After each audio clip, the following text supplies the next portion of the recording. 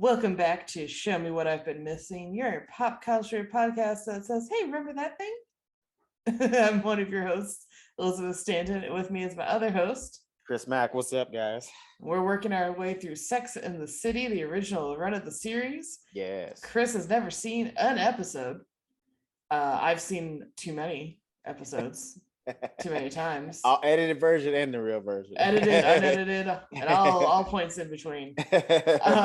So we're in the middle of season 3. We're on episode 15. Yes. Hot Child in the City. Hot Child in the City. Playing that music cue. This is a fun one because it's just, I think we said it, I don't know if we said it on or off mic, but I have said on the show, this is like we're in like some of my favorite run of episodes. Yeah, they've been really funny so far. Like, they've been really good. And I think you said it, part of what makes it fun is there's no like major stakes for Carrie in particular. There's no big, there's no Aiden. Yes. She can just kind of have some fun. And so we get fun stuff like this. Well, you know what it kind of reminds me of too? It's like they're kind of going, it's like, it's what the first season should have been. Just like these girls having adventures and having fun and us getting to know them through like these kind of low-key wacky adventures. I mean, I know Charlotte getting married is not, you wouldn't start out a character that way, but I also kind of think it would have made sense for her to start out with this kind of marriage, then maybe get divorced and then find like another husband or whatever. I don't know if that's how it's going to end with her and Trey McDougal. But I'm just saying it would make more sense if this was like the first season, because this seems like they're all just kind of like exploring themselves. Yeah. You know, in a way, you know, without men. I mean, they still talk about men, but that's not their entire concern, is just men, you know. Yeah, but we also like get more insights in some ways into their personalities through, without being so heavy-handed, maybe. Yes. I mean, these are heavy-handed, like the whole like youth high school metaphor that goes through the whole episode is very like on the nose. Yeah. You know, no one escapes a very obvious like high school situation. Yes. Except maybe Charlotte, but yeah, kind of.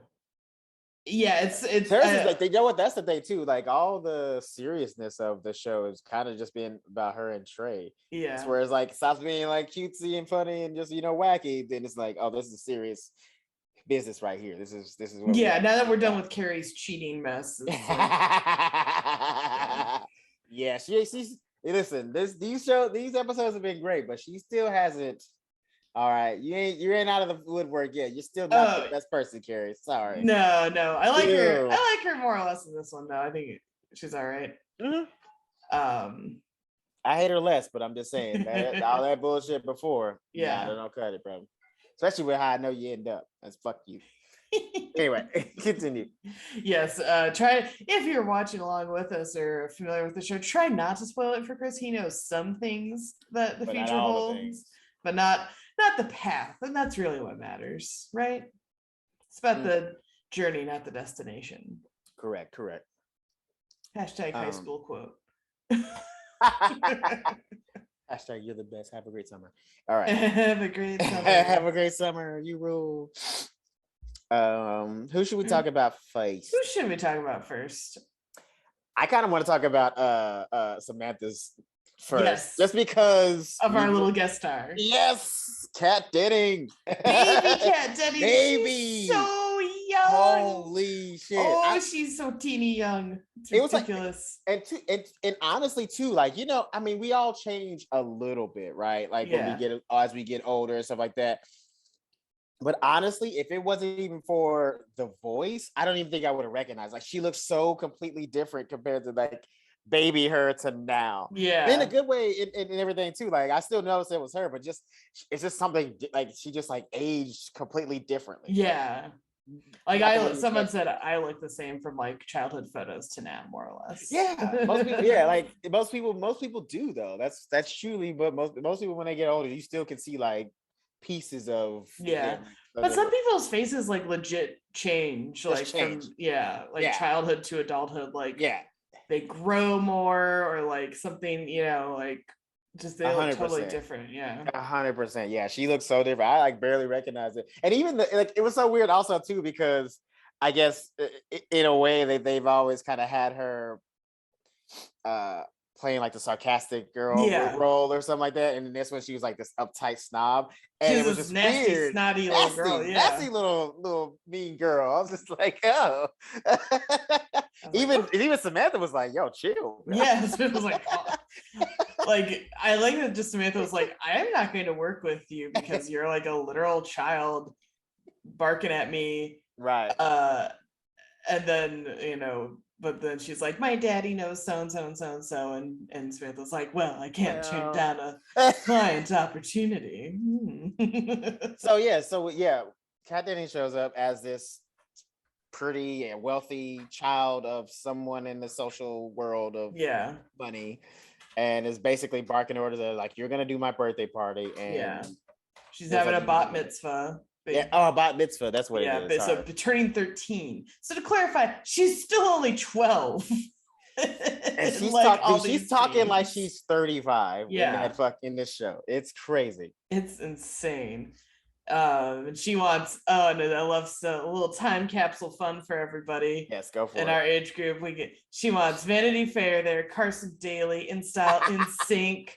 Oh, I would have killed to have In Sync at my birthday party. Are you, dude? I don't.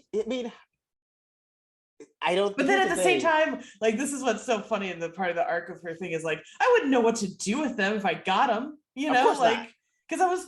Of course 13. Not. You were 12, 13. Like, you would just sit there drooling over them. Yeah, you would just sit there drooling over them. Yeah, maybe like crying probably. Like you're 12. We gotta go. Like, what are we doing? You'd be like, okay. Cool. Well, also too is like, this is like height, not like the highest, but like this is peak time when NSYNC was on that crazy rise, and so I don't think they were. You can do my birthday party gettable at that time. Like, well, for the right rich person, they could be. Maybe and they do get them at the end. They say they got them at the end. Oh no shit!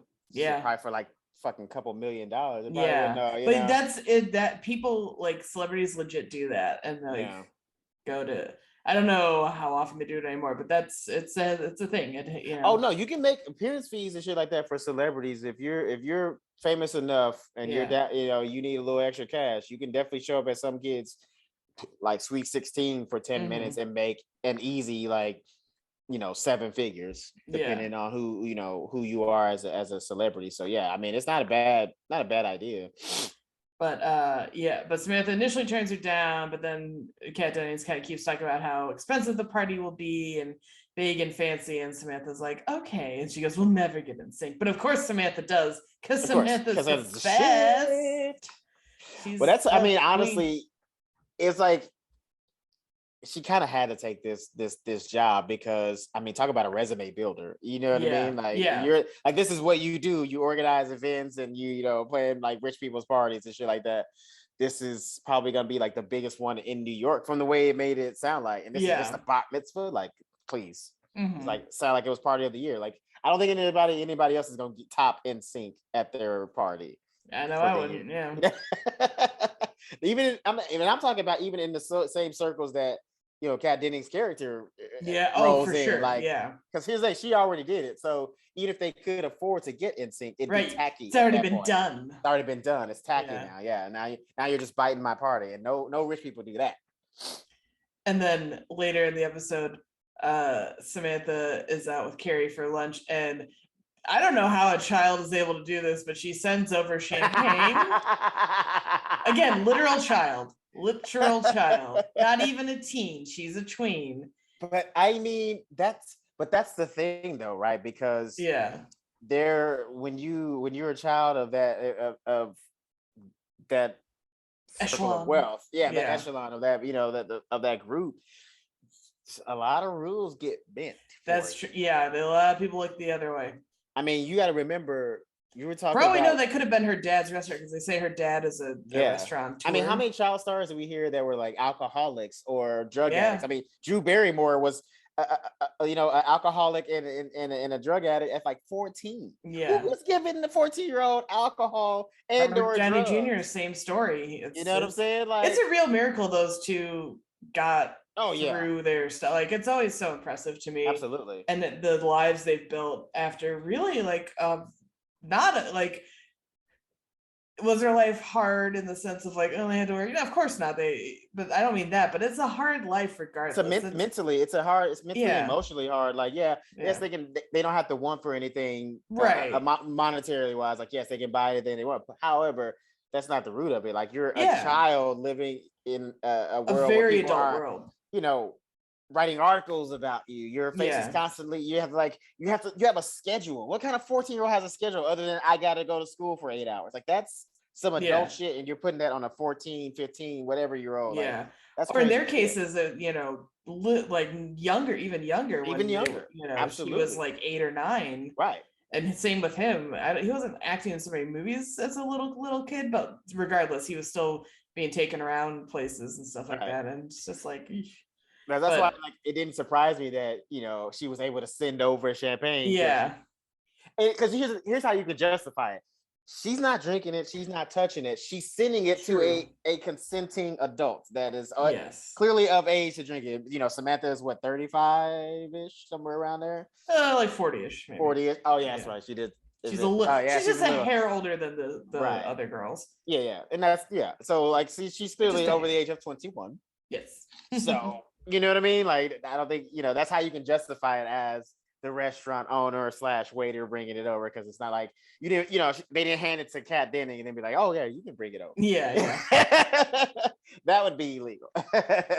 And then, so she comes up to the table with her friends and is like complimenting Carrie, and she's like, "You're fucking fabulous. Your column about secret sex, that's my life." And then she's barking into a cell phone and walking away.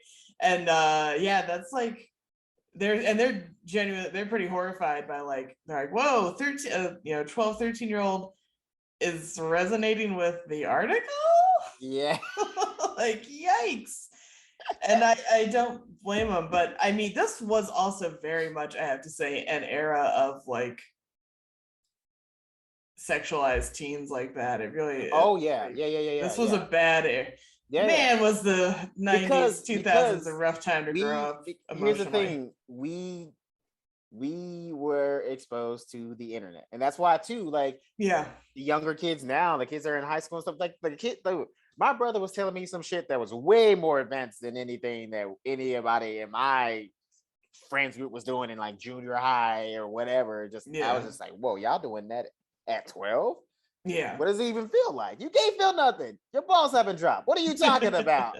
Yeah, and it's so and also they kind of mention how they're dressed and stuff like that. And that's been an ongoing phenomenon for boys, for girls and boys, but especially girls. Yeah. Is like this sort of, you think back to like how we were dressed when we were kids. We looked like little kids. We didn't have like cool, stylish like stuff that, unless you were like super rich. Unless you were super rich or whatever. Right. But and that's also maybe a difference too, is like if you think about this kind of weird world, it's really a separate weird world that they're growing up in, and same with like famous kids in LA and stuff like that. But even so, all across all types now, there's this like drive to sort of like dressing almost entirely like little adults right off the bat. Yeah, like you'll be in Target and I'll see like cute stuff for like little girls, and I'm like, I would wear that like as an adult. And it's not, it's not a sexualized thing at all. I'm not like, ooh, I'd like so hot in that. I'm just like, oh, that's a cute outfit, like shirt or skirt or whatever. And I'm like, but that's like on a little kid, and it's sort of, there's no like there's sort of no childhood dress anymore, because now you kind of go from baby clothes to being stylish, like in theory, like almost right away. It does seem like that, honestly. I agree with that, because it doesn't seem like you get to only be a kid in what it seems to be elementary school, and then as soon as you hit junior high, it's like, hey, now you got to be stylish. You got to basically be dressed like as if you're 30 years old going to your stockbroker job. Like, what's going on? It's wild, man. And these girls are too advanced, because later at the party, or her actual party, she's like talking about their sexual experiences and like saying they're saying they give blowjobs and all this and the other thing, and it is like what? Oh my god, bruh! At 13, I didn't even know what a blowjob was. Like, me either. Like, what blowjob? So somebody's just gonna blow on me? Why would? What's the pleasure in that? Our parents are gonna be so relieved if they listen to this episode. They're gonna be like, yes. At least at 13 I wasn't fucking mom. That's all. Yeah. I was not, because I didn't know any about that. I mean, I knew some people that were, which now thinking about it to this day is kind of messed up. Yeah. But whatever. I wasn't doing it. I didn't even know how to even think that way at fucking 12 years old. Yeah, and I'm trying to think, like, I may have seen a movie or something, I'm sure, that maybe mentioned it or implied it or something like that, but I still didn't like know what get the concept. Yeah. And what it really meant. I thought like Pen 15, that show on Hulu, did a pretty good job. It was because they were like kind of recreating their middle school years, which were my middle school years, like almost down to like too many similarities. Like, I need to watch that show. It's really, really good. But in this last season, one of the girls kind of gets duped into not duped, but coaxed into giving a blowjob. And it's sad. It's not like, it's just really sad. So I had that in mind when I was kind of watching this episode. I'm like, that's sad that's happening that young. That's so young. That's too young. Well, yeah, because he was even saying, she was like, that's the only way you get boys to like you. And Samantha was like, that's not how it is. She's like, what do you know, old lady? It's like, okay. And it's like, whoa. Yeah. And I agree, because I think, and this is such an interesting character thing for Samantha, I think too, because Samantha tells him it's not true, and she had been kind of resenting Jenny and her friends and all the things they had and all this money and wealth and privilege and stuff like that. Right. But then she realized, in the voiceover she realizes, well, at least she had a childhood compared to them. And I think that's so true, because 100%. They're, and I think this was an era where this kind of personality was put on screen for my age group to see, this kind of like cool, very adult acting, like teenage girl or about to be teenage girl thing. And it's missing out on like, still some fundamental like childhood things to stay young. Just happiness. Just happiness, because look how stressed those girls were. I mean, all that stuff that, trying to be with the latest trend and making sure, you have the right experiences, so nobody thinks that, you're a prude or that, something's wrong with you, or you're not some kind of weirdo, all that stuff, who's got what kind of money, and, whose parents have what addiction, and trying to hide all that shit. Cause all that kind of stuff runs in that world. Not all the time, but it does. It happens. Yeah. And that's the thing. You're all that going on. Like, where do you even have time to be a kid? You know what I mean? Yeah. And like, I'm not like a huge fan of hers or anything, and I never got into her, but I watched the Paris Hilton documentary that came out last year for work. Yeah. And it was actually really interesting, because she's not kind of unlike this character, money, privilege, going out places and stuff like that. But she would like skip school and things like that. And her parents got to the point where they didn't really know what to do. And so they sent her to one of those like troubled teen camps, and it was horrible. Like, and it was one of those ones where they come and they take you in the night. Kicking and screaming from your bed like a monster in a fairy tale kind of thing. It's horrible. And I'm like, I know it's a lot of shtick and artifice with her, and like, but I was like, that's, that will fuck you up. And dude. And then she was at the thing, and they, tried to medicate her and all this other stuff. And she didn't suffer. And she fully acknowledges, she's like, I did not suffer the way I know other kids in this camp situation did, there were kids who've been sexually abused or just physically abused, all these horrible things. And so it's, I think we sort of glamorized the Paris Hilton type when we were like younger and in this era. And now it's like her life wasn't that great. Of course, she doesn't want for anything. She'd be fine. But that's regardless. what everybody sees. It's like, but we're only seeing she's that rich, so there's no way she was unhappy. It's like, no, yeah, clearly she's getting sent to fucking behavioral changing camps. Which shouldn't be a thing. That's just abuse. They say those camps are terrible. They don't achieve anything. They're just you just give your kid PTSD. That's which basically makes it worse. All it does. Which makes it worse because they got now another psychological trauma or whatever. Because apparently, according to her, she doesn't really sleep that much. She only sleeps a few hours a night because she's kind of still on edge. Me, I'm a fucking veteran, and that's what happens to me. Yeah. So that's you want your kid to be a fucking PTSD'd out veteran when they come back to you. Don't send them to no goddamn behavioral camp where people yell at you like a drill instructor. That's stupid. To be very clear, not quite the same level as being a war veteran. I'm not trying to put Paris Hilton on that level at all, but I'm saying that trauma is trauma. Like trauma is trauma. Of it. And somebody like if you're a 12-year-old, fucking 70-pound girl and some 250-pound dude is coming at you telling you that you ain't shit, that's gonna get in there. You know what I mean? And it's gonna fuck your shit up. Yeah. Period. So it's like as funny as this episode is overall, it's a sad little element to me that just kind of sticks out. Yeah, it does. Because the fact that they're like, oh, you have to give blowjobs to have boys like you. It's gonna lead down a dark path, way like super early and super young, and it's gonna be damaging, and it's not good. And all the money in the world can't fix that.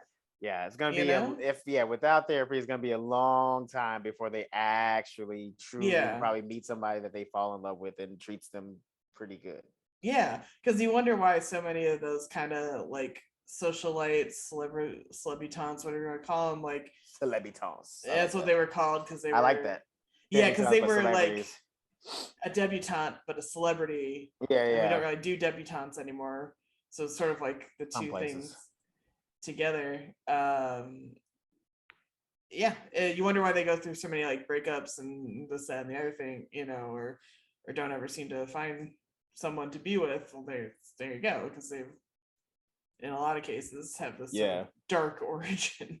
And also, like, we never actually meet her parents, so like, where are they?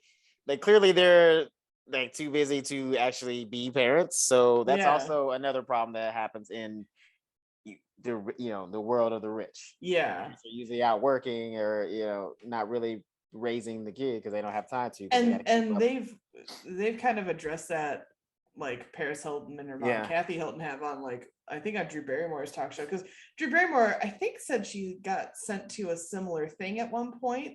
Yikes. But she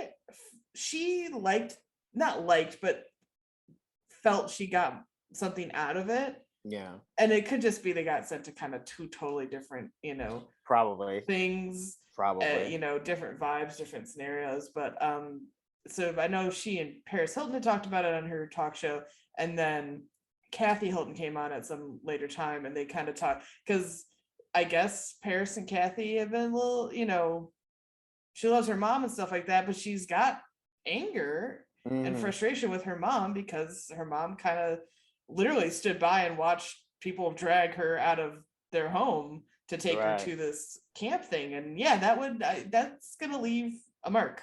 You definitely got to talk about that when you get back. Like, why did you let that happen? Yeah, you kind of were too okay with that happening. and Kathy's been like, I didn't know what to do because you were running around, you're going to clubs, and it's like, and she admits though that she kind of messed up in that sense, but that's like you said, we don't ever see Jenny's parents, so God knows what Jenny's parents are doing, not watching their daughter apparently. Clearly that. Also, do you think this episode was the inspiration for 30 going on 13? Because 13 going on 30? Yeah. Maybe, yeah. Because in one of the articles that Carrie says that she's like it's 13, the new 34 or whatever. I was like, and then she says, "Are we 35 going on 13?" Right. And I think you could argue that this, and then it's 13 going on 30 is big, but with a girl, right? So it's a slightly different thing. I don't actually care all that much for 13 going on 30. I mean, Jennifer Garner was adorable there. She's a crazy cute. Don't get me wrong. That's really all that makes that movie. Because if you go back and really watch it and see it point by point, she's kind of still a piece of shit. Even though she's like, it's like, but she gets away with it because she's 13 in her brain, so she doesn't know any better. But it's like, no, you're still selfish. No, she is just so charismatically cute in that movie. She like, really is, man. It's like, unstoppable. We should not like her in that movie. We should not. That poster with her swinging on the thing and the little, I was like, God damn it, you're adorable.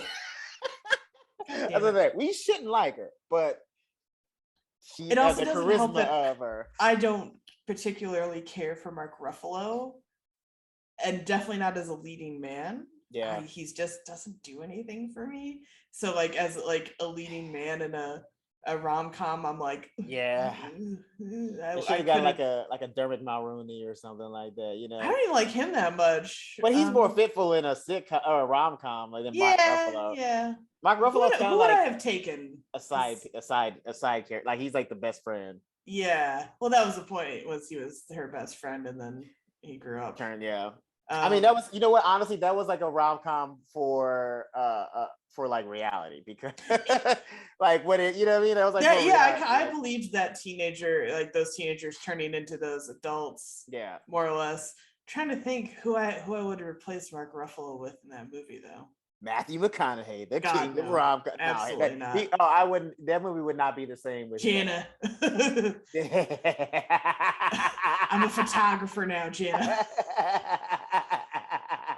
I'm not even doing a good Matthew McConaughey.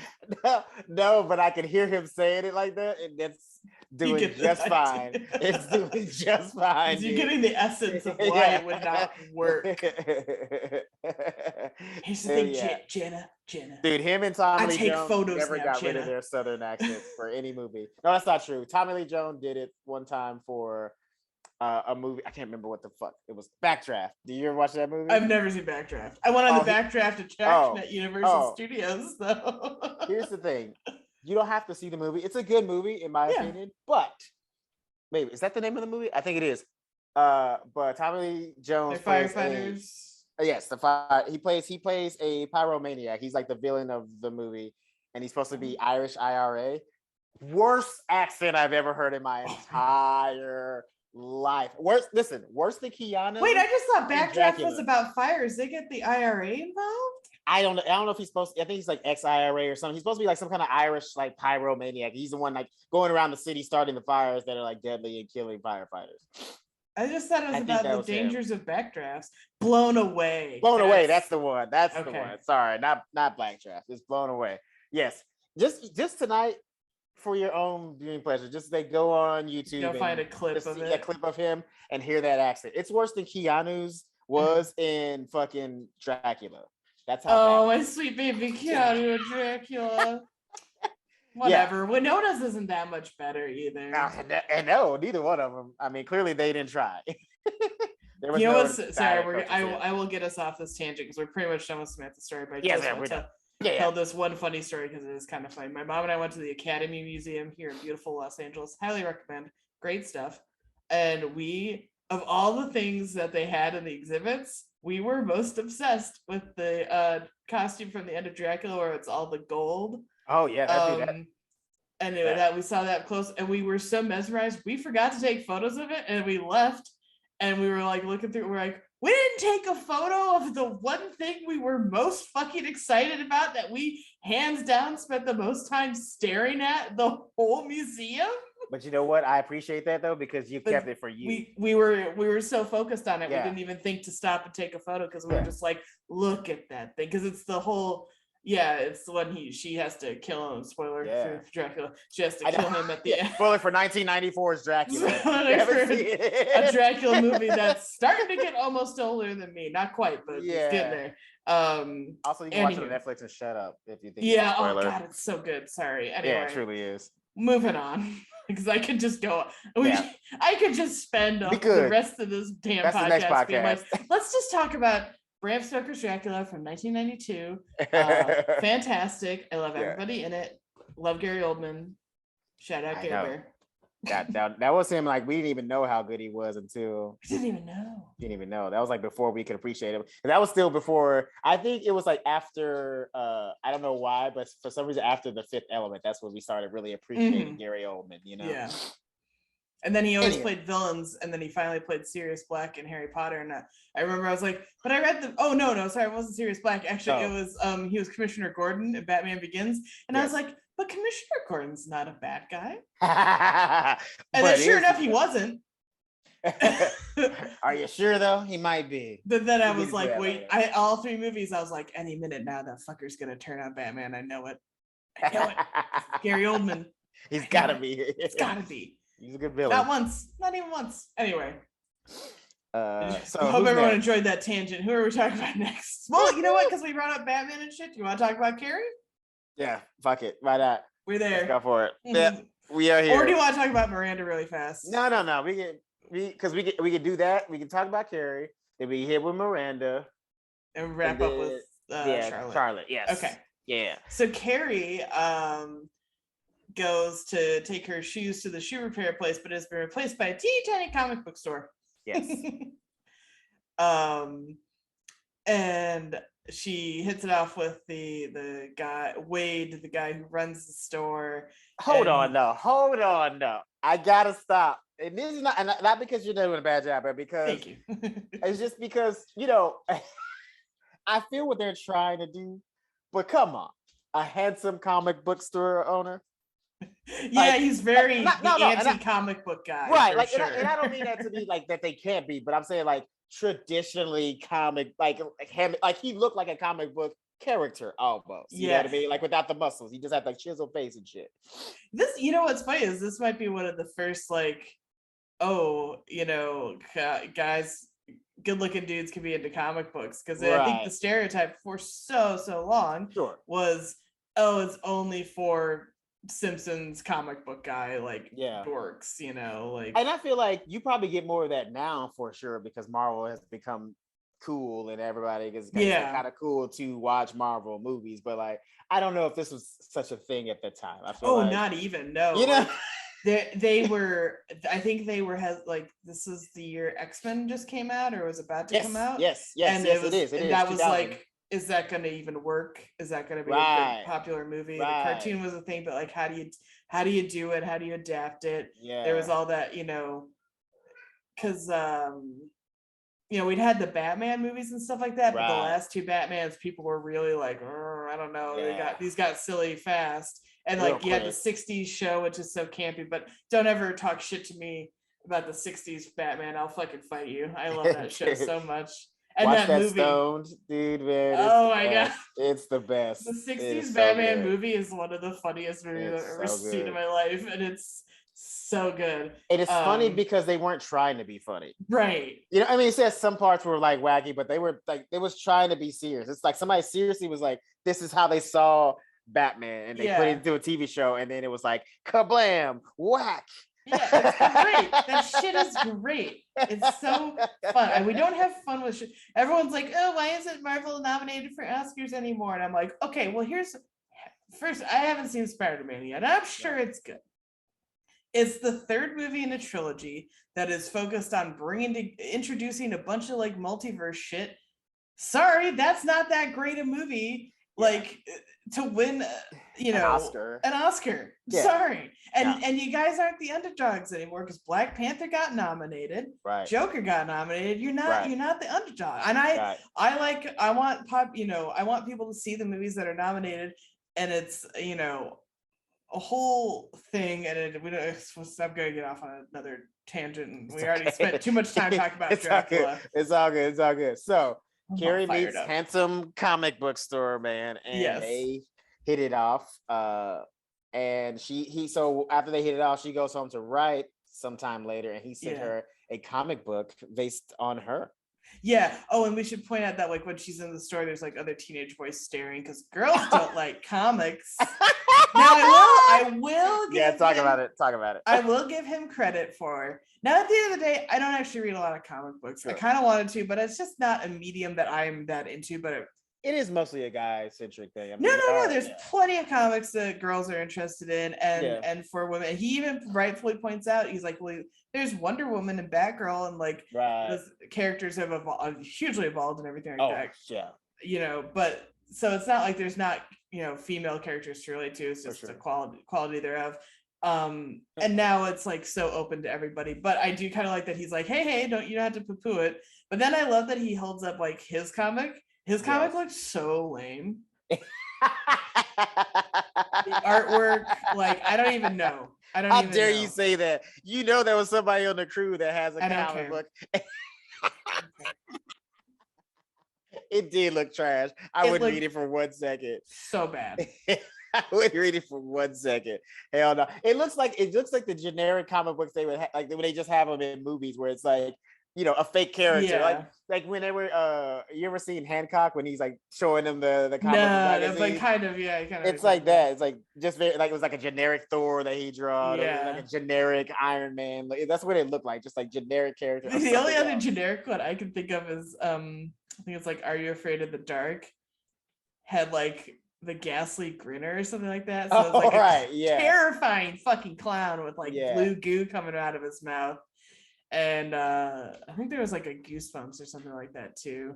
But both of those are about the dangers of getting too invested in comic books. So maybe we should all fucking revisit that shit. And I'm not bagging on comic books or comic book movies. Just the fandom has gotta chill with the you're not disrespected anymore, you guys. It's like clearly your voices were heard in millions of dollars. You are the most popular movies. You make the most money at the box office. You are not the underdog anymore. Right. Yeah. Calm down. Sure. Calm down. Somebody figured it out. And you've been nominated for Oscars. Like I said, and won them. And won. Black Panther was sweeping the technical stuff and won first ever like Black female costume designer ever. That was in 2018. It was 100 years worth of movies until we got there. It broke some barriers. It did some shit. It's good. That's why it's for a million reasons. That's why it's my favorite one in the MCU to this day. I don't care what anyone says. So they hit it off. They end up going on a date, and he brings her back to what we thought was his place.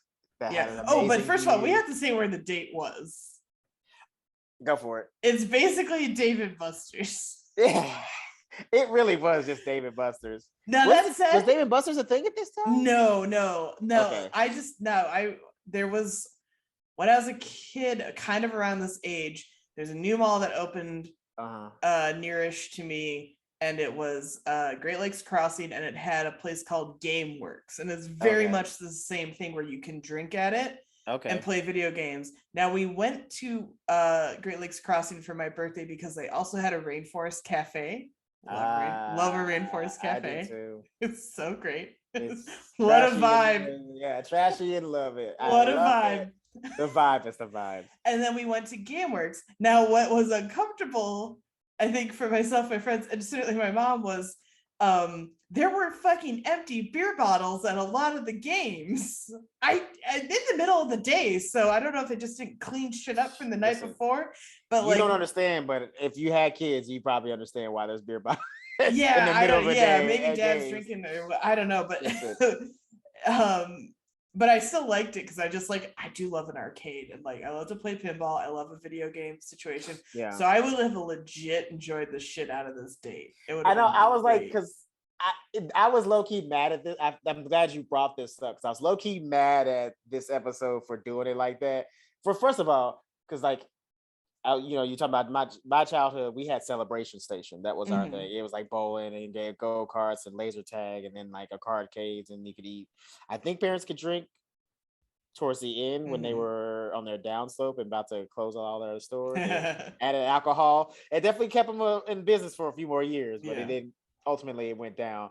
But I was mad about this because I was like, okay, first of all, I get they're trying to make him seem immature, but that's a fun date though. Yeah, they definitely, it's meant to make him seem childish, but I was like, you don't understand, I would love the shit out of that date. I would go fucking apeshit if he was like, hey, do you want to here, I got a roll of quarters, let's go fuck up some pinball and shoot 'em up games and Big Buck Hunter and shit at an arcade, I'd be like, fucking marry me. Oh my god. Dude, I that's what I was like, that I was a little bit triggered because I'm like, I've definitely had dates with girls at an arcade, Dave and Buster's type situation, and we had a blast. You know what I'm saying? You do a little Dance Revolution. Oh my god. Yeah. I was like, love it. How is this immature? Everybody likes a little game. But you know what killed the vibe? You know what killed the vibe when they got out of there? The fucking scooter. Yeah. Not a motorized one, not an electric one like they got now, which is still dorky. But he was like, "Oh, I'm just gonna fucking scoot home." That's where I was like, okay, y'all can have this one. I'll give you that. Yep. I was like, no romance. You know what? Honestly, they should have put them in Heelys. I don't know if I don't think they were around. They weren't around at the time. That's it. But goddamn it, if they were, Carrie in a pair of Heelys. Oh, that would have been shit. Hilarious. Oh, can you imagine him like if he had bought her a pair and like tried to hand it to her? That would have been the cusp. Like fuck what happened with. She would have made that little shriek scream she does. Oh, I want to pay good money to see Carrie and Heelys. Holy shit. Oh, 100%. But then they do get back to his fucking kick-ass apartment. Like, well, his. Because shortly after they're about to like make some moves and start making out and getting real intimate, his mother pops up. Yeah. And and Carrie realizes that this is not his apartment. This is his parents' place. He still lives home with his parents. Yeah, because she even asked, she's like, how do you get to afford a place like this? And he's like, just like dodges it big time. Yes. And then she's like, I love that she calls his mom Mrs. Adams all the time. Like, it's so fucking funny. It's all for the high school like metaphor thing where like if you were like a kid, you're supposed to call parents Mrs. or Mrs. so and so. But I just love that she's like, oh hi Mrs. Adams all the time. It's like so fucking funny to me. And I actually kind of, even though Carrie's the worst, but I actually kind of appreciate her just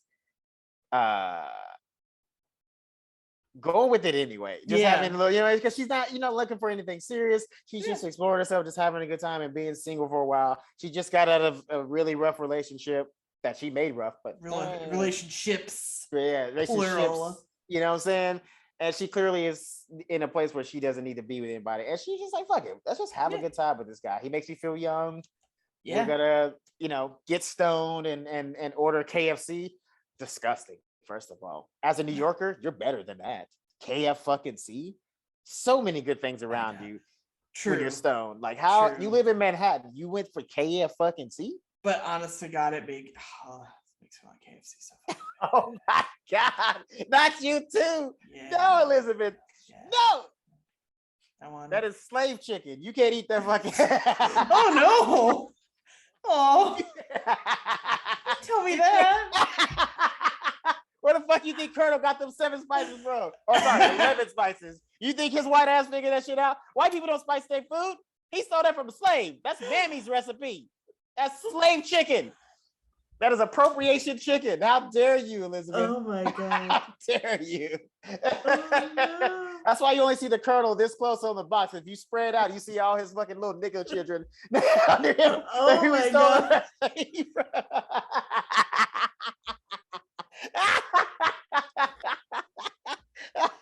But if y'all want me to be next Colonel Sanders, I got you. You know what I'm saying? I'll put the wig on, whatever.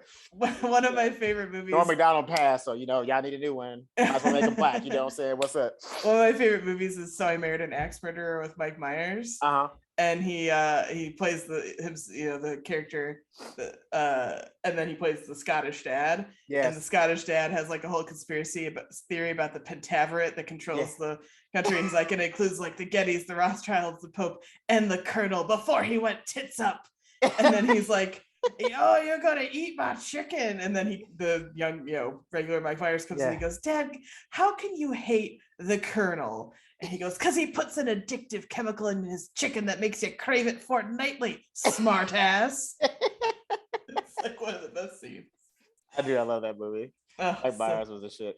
Yes. So I was mad at that I saw KFC. Also, too, I was mad because they were wasting it. Like they started having they threw it around shit KFC. Like that. I was like, no. First of all, we don't waste food when we're high. That's just if I was him, I'd be like, you gotta leave. First of all, you're not gonna waste good chicken. because you high. And we should also point out, like, before they get to that point, so like they're hooking up and hanging out and having a good time. Carrie fucking loves being at that apartment. The mom brings her like cookies and lemonade and shit. And Or the mom, like, she's like getting all close to the mom. She's like, I'm just gonna take advantage of it. The mom brings us snacks and shit. Like, what? Yeah, and she's like, it's like having servants you don't have to pay. Fucked up, Carrie. What the hell? I mean, rude as hell.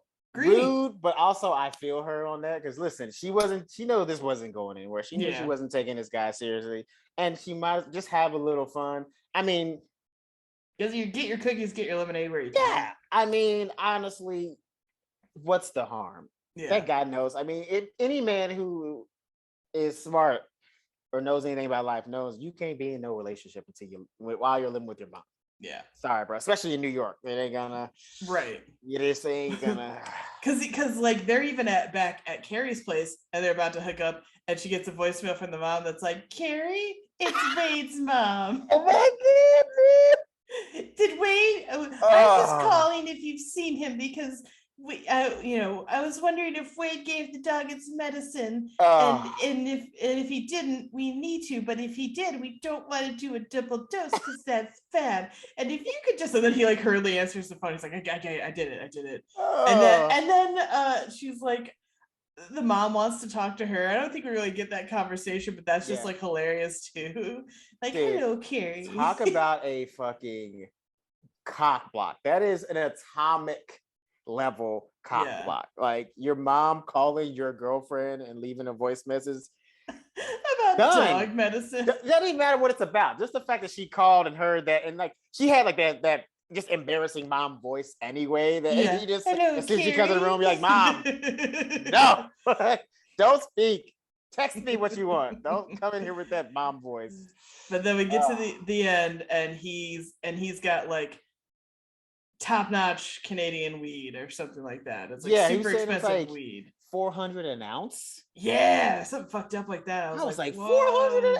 But see, that was the thing too. And that's when she kind of realized, like, I mean, she wasn't taking him seriously, but she kind of thought, like, maybe I could make me just keep this going for a while. But then she kind of realized right then and there that he was like he's not gonna get out of his house soon. And it's so weird because like he technically owns a business, a comic book store. Yeah, but he spends all of his profits clearly on fucking Canadian weed. Yeah, and definitely not on like rent or owning a place or whatever. Saving. Even just saving in general.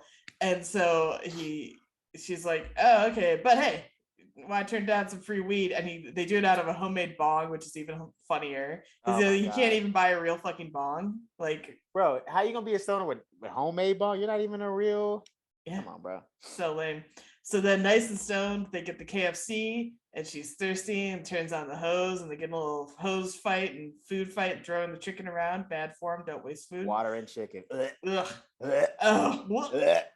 And then they see Wade's parents coming up, and then he goes, if they catch me smoking in the house again, they're gonna make me sleep on a cot in the comic book store. Like, you still getting punishments, my guy? You a grown ass man getting punishment. So getting grounded. Son. That's insane. And the funny thing was too, so when the mom comes in and questions, like, so she finds the bag of weed because he left it out. Like, left it just out. Like, not even kind of behind something or nothing. It was like just out on a eye level shelf where anybody could just walk by and be like, oh, this is a big ass bag of weed. Here it is. Yeah. And then he blames it on Carrie. Yeah. I love that, and he does like a total child. He goes, Carrie brought it. And she's like, I love that the mom kind of reduced them both to like teenagers in that moment because she was all, shy and weird and kind of, yeah, they're all like crazy. Hunched and like, hands behind their back. All guilty and shit. Guilty, yeah. And I love when she's like, Carrie, did you bring the marijuana into the house? Oh my God, dude. And then Carrie pulls the cooler move she's ever pulled in the show. She's like, yes, I did, Mrs. Adams, and I'm taking it with me when I go. And she yanks that bag of weed out of that lady's hand and walks the fuck out. When she did that, I stood up. I was like, okay.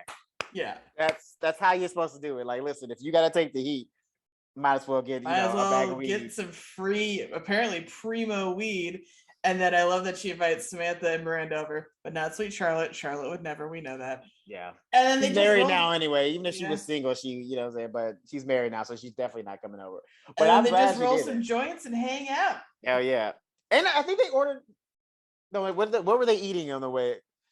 I don't know. I just remember them rolling the joint. I didn't see that. I don't recall them eating. I think they were eating KFC again. Nice. Gotta make up for last time.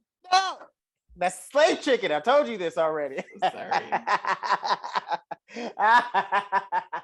I just want to rewind to go back to your face when I said that. That's gonna be my favorite part of the episode. Just you be like, no, like your world make a gif of that. Rumbled.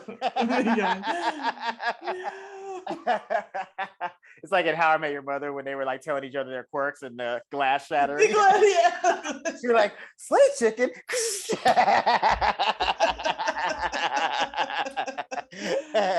All right. So should we talk about Miranda? Let's do Miranda real quick. So in the high school theme, Miranda gets some bad plots. So yeah, they're not really giving her a lot right now. It's kind of weird this season. Because she's single too. You know, we haven't seen Steve in a while. Yeah. Which I'm still fine with. Don't come at me if you've seen the new series. 100%. Don't give a fuck. Whatever happens, I don't like that character. He's trash. Yeah, but they're at lunch at like a high school cafeteria themed restaurant, which is like the new hot thing. Which weirdly kind of is. There's is it public school? Is the bar near in by the Galleria? It's like public here school. in LA?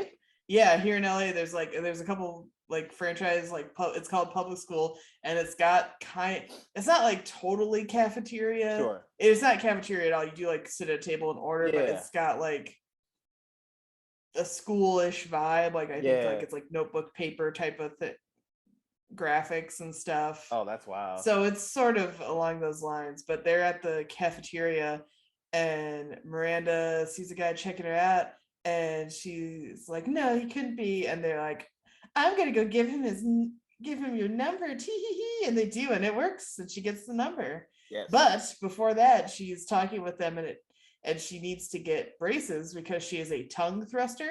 Yes. Time out 2 seconds. We forgot one important Samantha plot point with regards to Carrie. So when Carrie is telling them about the comic book store guy and lives at home, Samantha tells her to immediately dump him, and she's 1,000% right. Yes. I mean, she knows what's up. That was in my notes, and I was like, "Oh shit, I forgot to mention that." But to be fair, I also think Samantha would also applaud her for the way that Carrie did it, because she kind of got it was all bonus for her. She got all some free food and free weed. Yeah. It all was all up and up for her. All good. Didn't really waste anything. Yeah. So back to Miranda though. So she is a tongue thruster. Yes. Which Samantha makes some joke about it, and that's why I remembered I need to make that other comment. Yes. But where she's pushing her teeth forward and needs braces and whatnot. So she's an adult with braces, and I feel for her. I had braces in middle school and it hurt. It sucks. I hate braces. But it's different when you're 35 years old. Very different when you're an adult. That's a totally different kind of situation going on. Yeah. And she meets some guy, and then the next day she has to get braces. Yeah. Or the next time we see her, she gets braces. Like right after you meet somebody that potentially could be a mate. Mm-hmm. Anyway. Yeah, and they and so and so like Miranda gets them on, and then like the scene where Kat Dennings and her little friends come by, she goes, "Oh, I like your," one of the other kids has braces.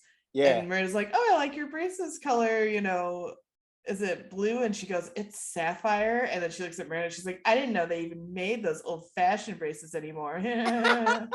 I'm like, Miranda should just punched a kid. I know, dude. They were all kind of low-key mean.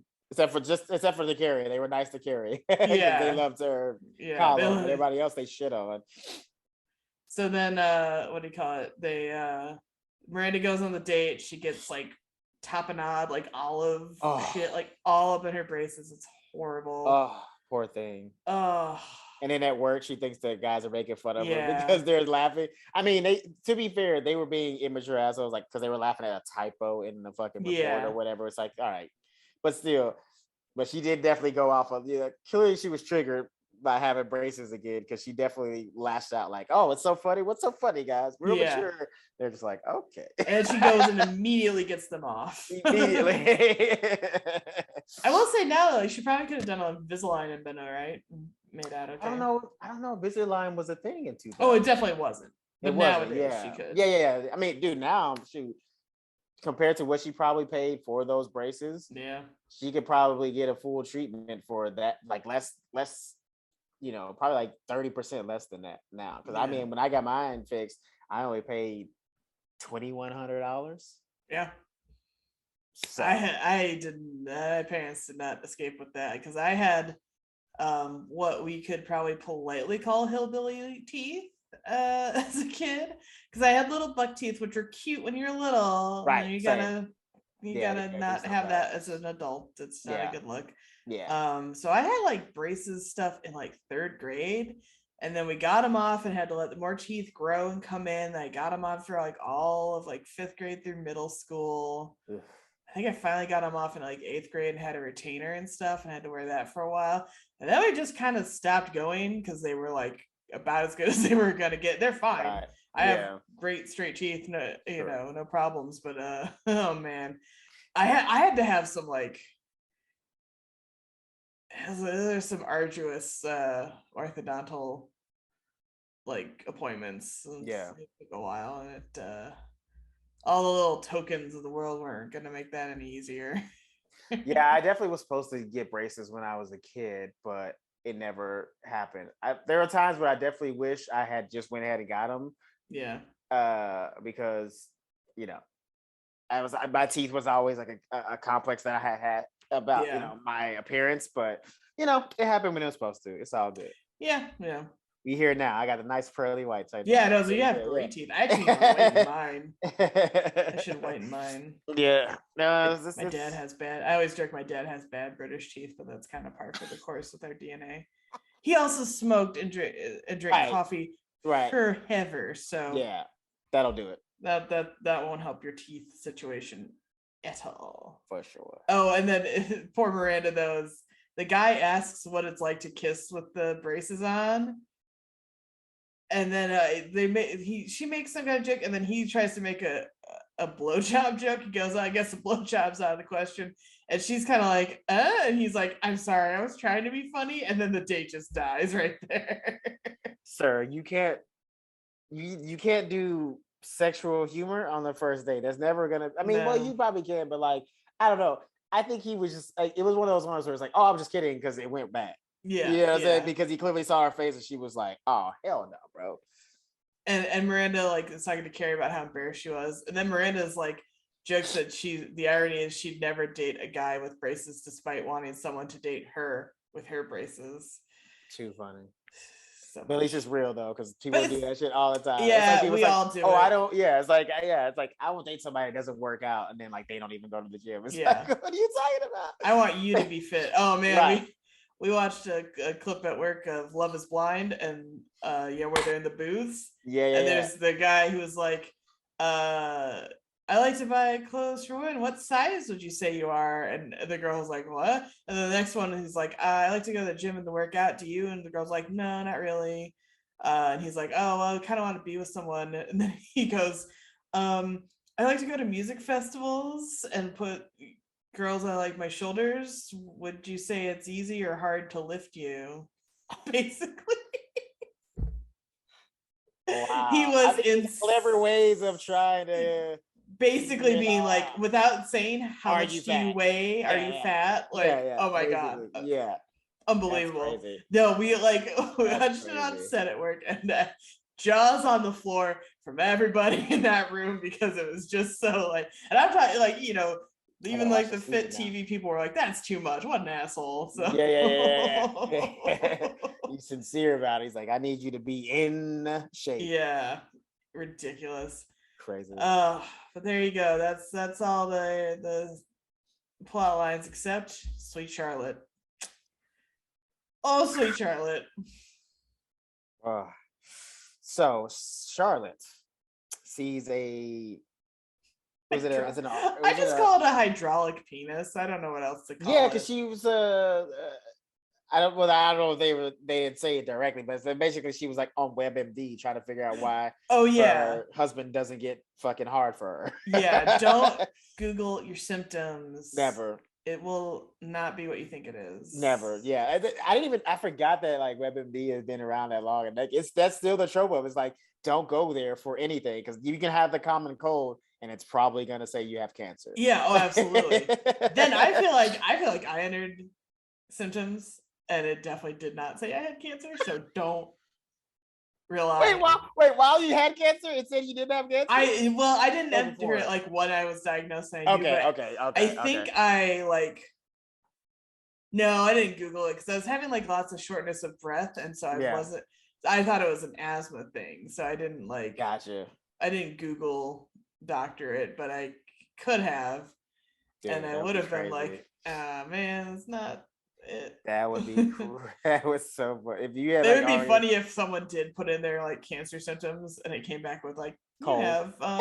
You have indigestion, and you'd be like, oh. You have heartburn. Just take it. I don't though.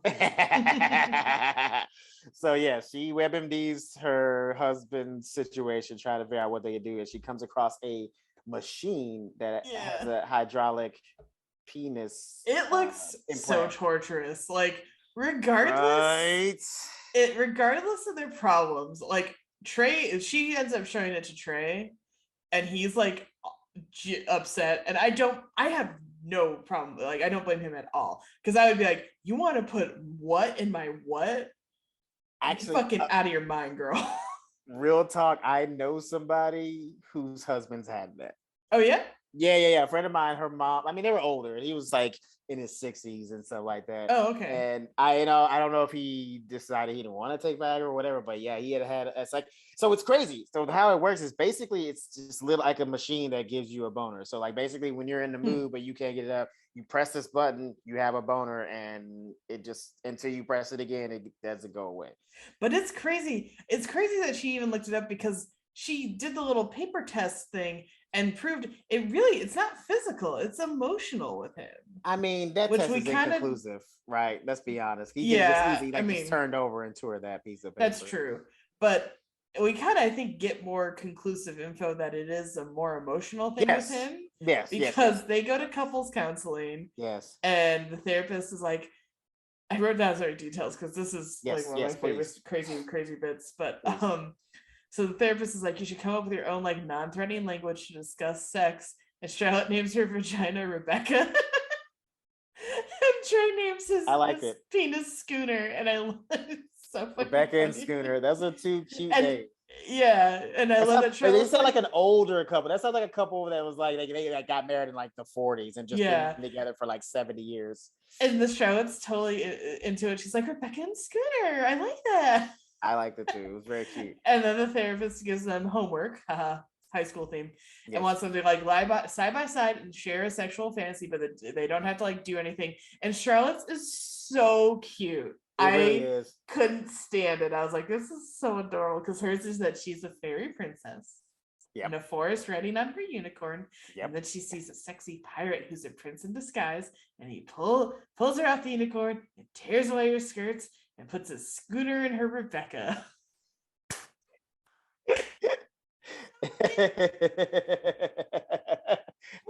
But as someone who fucking loves fantasy novel shit, I was like, yeah, girl, tell me more about the pirate. What's he like? Got boots? Cool. Belt. He's buckling some swash. Let's do it. Yeah. I mean, that wasn't a terrible fantasy. I wasn't like, okay, I can see. I was like, but it's so sweet. It's so Charlotte.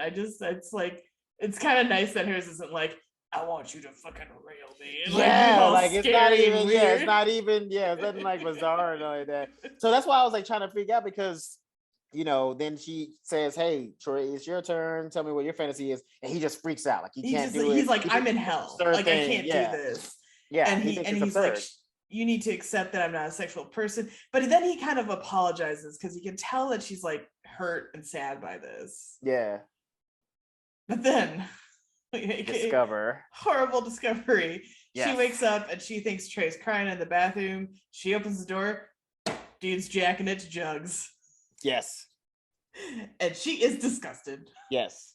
And he's ashamed. And he's ashamed. We caught her. And then, and my favorite part of that scene is when the doctor is, because she's like, I'm mad he said he wasn't sexual. And then he's like, it wasn't sexual.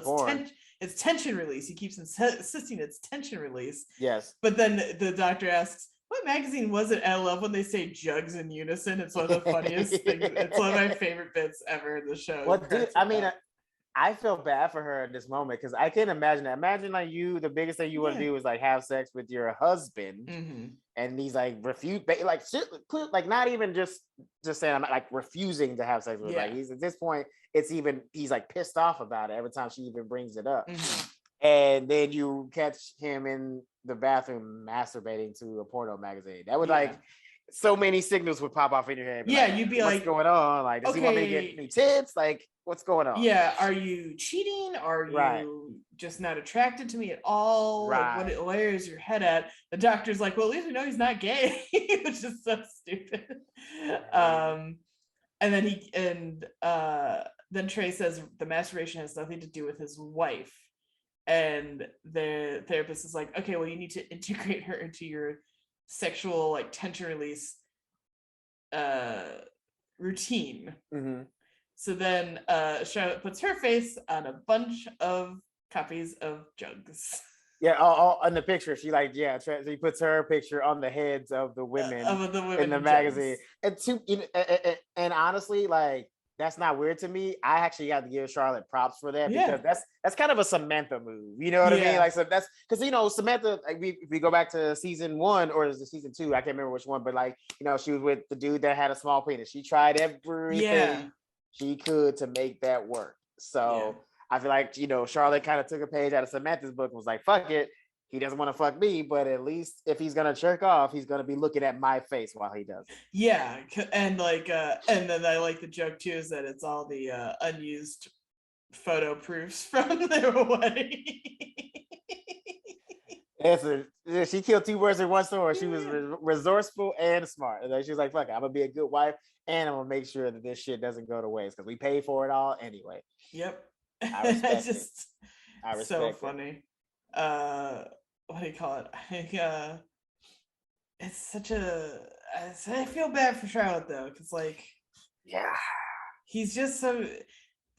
He's not totally dismissive because, like I said, then the one scene where they are doing the fancy thing, he kind of snaps and then he apologizes. That still sucks. Like, I mean, you don't know where you stand with your own. Like, that's crazy. Nobody doesn't want to like not know where they stand with their own spouse. Like, you're married now, you're connected in that way. So especially and sex is a big part of the relationship. And I understand that it was cute when it was we're gonna save it until we actually get married. But now you are married and it still ain't happening.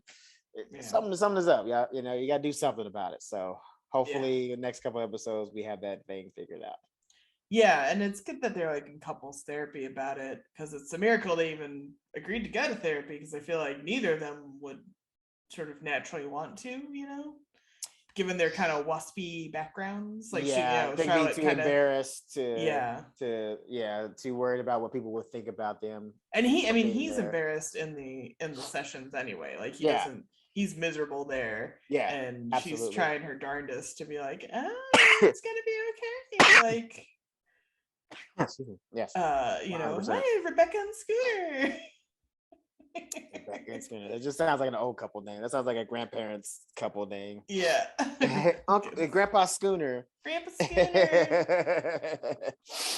Talking about his penis. Grandpa Schooner. I mean, it is a Grandpa Schooner because it ain't working. Anyway, tell the people where they can find us. You can find us, the show, most easily if you go to Instagram at Show Me What Podcast. That will take you to all the places you can find us online, Twitter and Facebook. And you can go on YouTube and watch me learn the horrifying truth behind Colonel Sanders if you're only listening to the audio and we're not watching the video. And then you can find me solo on Twitter, Instagram, and TikTok and stuff at Elizabeth Movies. Chris, where can they find you? You can find me on all the social media platforms: TikTok, Instagram, Twitter, Facebook at Mack Diddy Combs. Mm-hmm. And people who are watching, y'all watching, follow us, baby. And follow the page. You know what I'm saying? Like and comment, subscribe, all that stuff, baby. Yeah. I mean, y'all watching, you might as well throw a little like there. I mean, clearly, if you're watching the whole video, you clearly like something you see. So, you know what I'm saying? Give us a little follow, give us a little, subscriber, little comment, little likies, throw it up. A little something. Upvote us on Spotify, Apple, all that shit, Don't just watch. Don't be ninja watching, as they say. Ninja watching. Ninja watching, yes. It's when you watch it, but you don't like it or subscribe or do anything. You just watch the video and keep it moving. Ninja watchers. I did not know that. Yeah. Sick of y'all out there. I'm gonna start coming for y'all.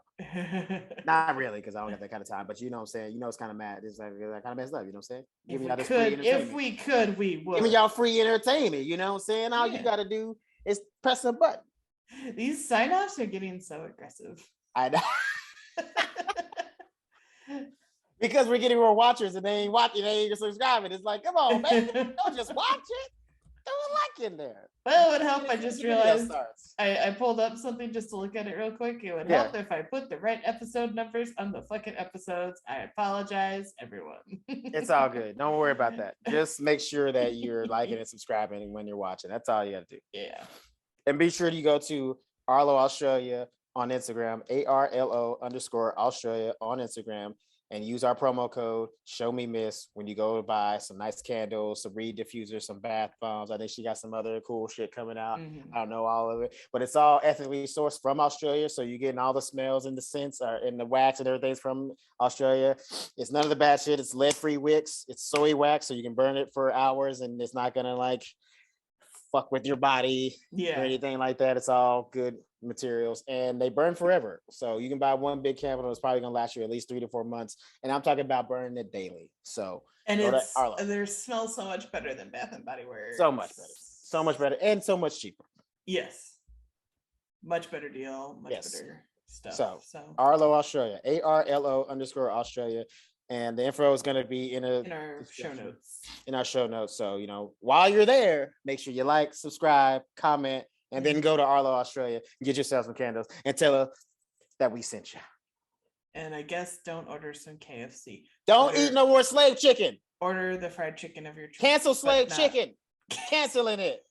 Cancel the Colonel. Unless I'm the new spokesperson, then don't cancel the Colonel.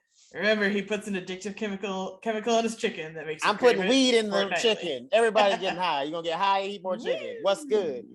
Munchies on munchies, baby. Let's go. Man, so what a vicious cycle, though. It never ends. True slave chicken. Turn you all into my slaves.